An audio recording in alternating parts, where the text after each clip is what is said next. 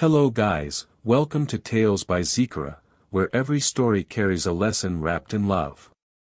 If this is your first time here, please like, subscribe, share this video, and drop a comment below. We truly appreciate every single one of you. Now, settle in, because today's story is one that will make you laugh, cringe, and maybe, just maybe, walk straight into your kitchen afterward. Her name was Ngozi. And Ngozi had never boiled an egg in her life. Not because she was lazy, no. Ngozi was sharp, presentable, and full of life. But her parents, God bless them, were the kind of busy that had no pause button. Her father chased contracts from city to city, and her mother managed a fabric shop that opened before sunrise and closed long after dinner. So who cooked? Nobody. The family survived on takeaway packs, roadside stalls, and restaurant leftovers warmed in a microwave that had seen better days. Ngozi grew up thinking that food simply appeared, wrapped in foil, tucked in a nylon bag, handed through a car window with a receipt. By the time she moved into her own apartment in the city, eating out was not a habit. It was her entire personality. Her best friend, Nkemdilim, would sit across from her at their usual lunch spot, watching her devour another plate of restaurant jollof, and sigh the sigh of someone who had given the same advice 17 times. No, she would say, stirring her homemade soup from her flask, you need to learn how to cook. You cannot keep eating from people's hands like this. Ngozi would wave her off, licking her fingers.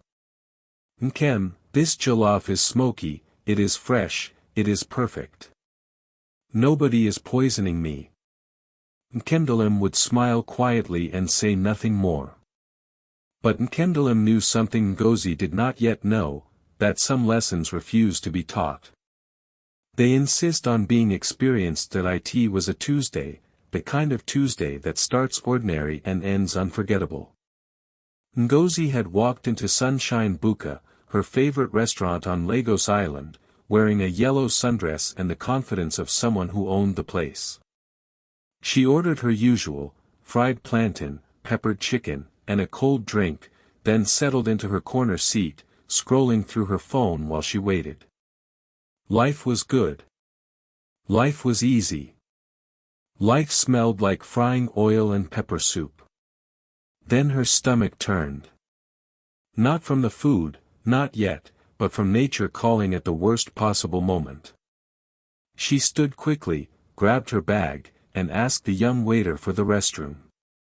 He pointed vaguely toward the back, mumbled something about a corridor, and disappeared into the noise of the busy restaurant. Ngozi followed his directions, past the counter, past a beaded curtain, and through a narrow hallway that bent sharply to the left. She pushed open the wrong door. What she saw on the other side stopped her breath completely. The kitchen where her food was being prepared, was something from a nightmare dressed in fluorescent lighting. Towers of unwashed pots balanced dangerously beside a blackened stove. A tray of raw meat sat uncovered on a counter, and above it, flies moved freely like they paid rent. In the corner, a staff member wiped his hands on a cloth so gray it had forgotten its original color. And then, she saw it, a rat. Not running. Not hiding. Simply sitting beside a bag of rice, unbothered, like a senior colleague on lunch break. Ngozi's body made the decision before her mind could. She turned, stumbled toward the actual restroom, and vomited everything. She returned to her table, paid without eating, and walked into the afternoon sun feeling shaken to her bones. She told Nkemdilim that evening. Nkemdilim held her hand and whispered, "You have got this, no. But please, let this change something." Ngozi nodded. She was back at Sunshine Buka by Thursday. He appeared the way trouble often does, well-dressed, soft-spoken, and carrying an air of someone who had never eaten from a nylon bag in his life. His name was Tebena. And Tabena was the kind of man who made reservations. Not just at restaurants, but in life. He planned everything, valued everything, and wasted nothing.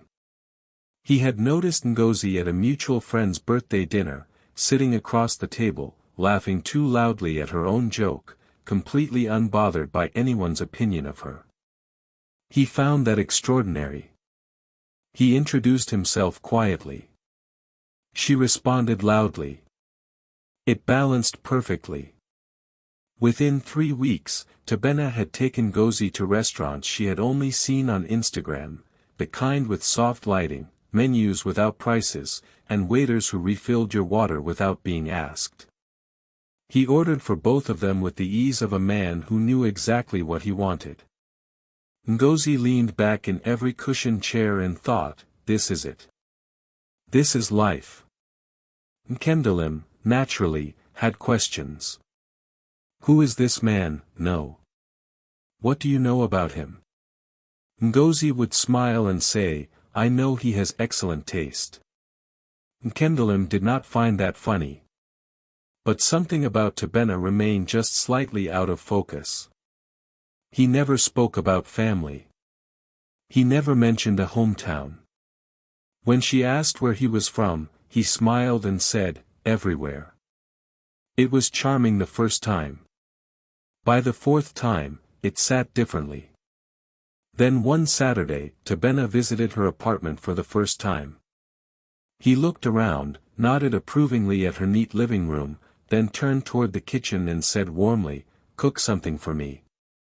I want to taste your hand. The room went quiet. Ngozi stood very still. Then she laughed, not her usual loud laugh, but a small, cornered one. Toby, she said slowly, I have to tell you something. He waited. I do not know how to cook. Not even rice. The warmth in his eyes shifted, not to cruelty, but to something colder. Disappointment.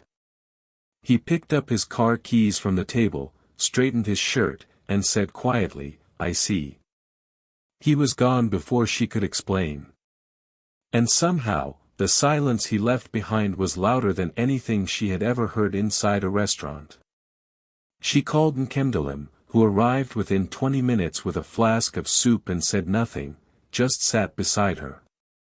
Sometimes love sounds exactly like that. Like someone showing up. Like someone staying. It is okay to feel it, no.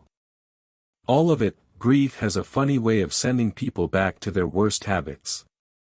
After Tabena left, Ngozi did not cry for long. She dried her eyes, ordered a full meal from her favorite delivery app, and decided that if a man could leave over something as simple as cooking, then perhaps he was never worth the pot anyway. Nkendelim disagreed, quietly, lovingly, persistently, but Ngozi had already moved the conversation forward in her mind. She was fine. She was always fine. 3 weeks passed. Then 4. Ngozi ate out every single day, breakfast from the woman at the junction, lunch from whatever restaurant caught her eye, dinner delivered warm to her doorstep. It was comfortable. It was familiar. It was, she told herself, absolutely fine.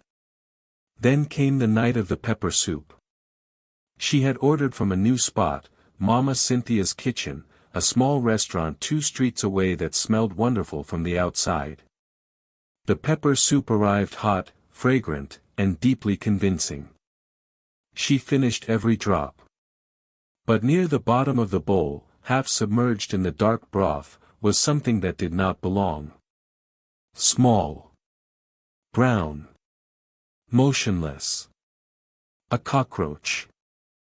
Ngozi stared at it for a long moment.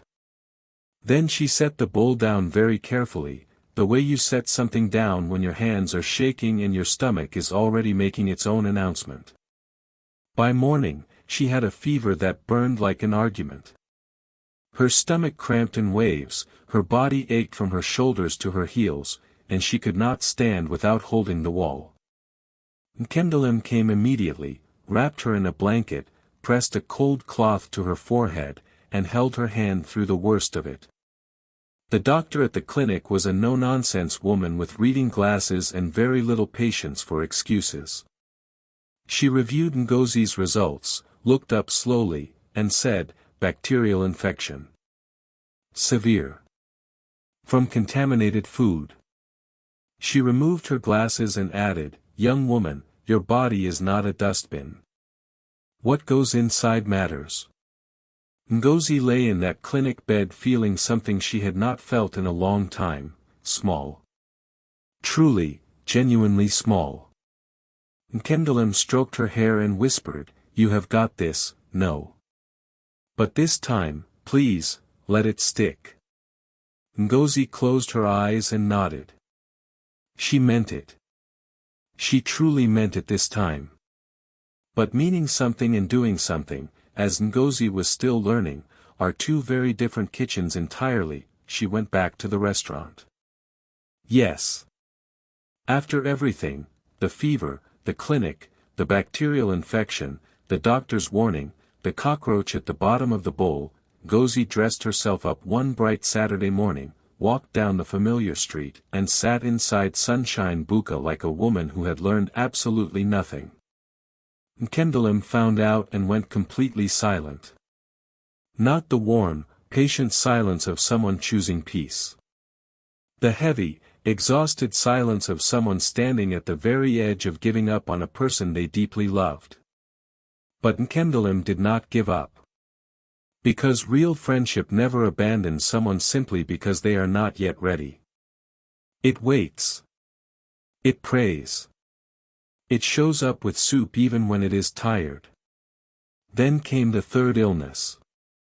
This one was different, quieter, slower, and somehow more frightening than the last. Ngozi's body did not rage this time. It simply withdrew. She could not eat. Could not sleep properly. She lay on her couch for 4 days feeling hollowed out, staring at the ceiling, and for the first time in her adult life, she had nowhere to order comfort from. Her stomach rejected everything. In that silence, something finally cracked open inside her.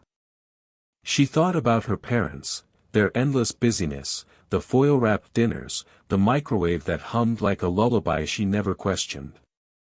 She thought about Nkendelim, who had said the same thing 17 different ways across 17 different lunches, always gently, always faithfully.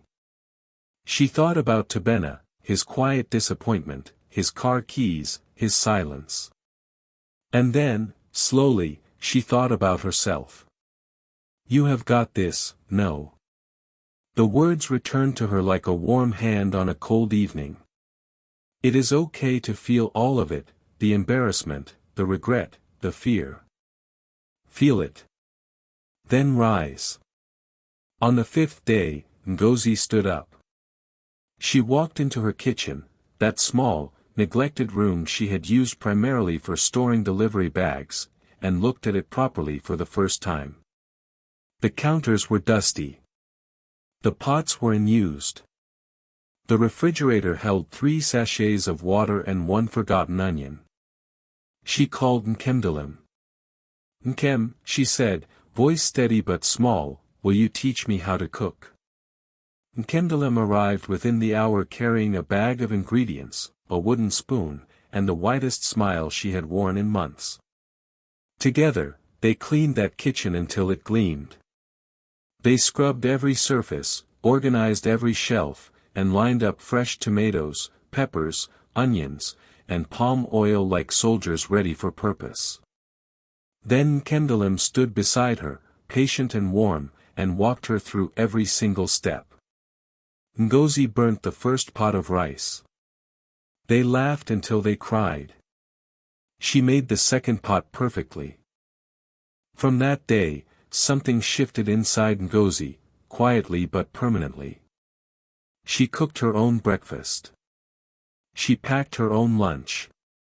She stood in her kitchen each evening and felt something she had never once felt inside a restaurant: ownership. Clean hands. Known ingredients. Safe food. Dignity. Weeks passed. Then months. The delivery apps collected dust. Sunshine Buka carried on without her. And Ngozi carried on without it. Then one evening, her doorbell rang. She opened the door in her apron, a wooden spoon in her hand, the smell of her own pepper soup floating warmly behind her. And there stood Tebena, no car keys in hand this time, no quick exit planned.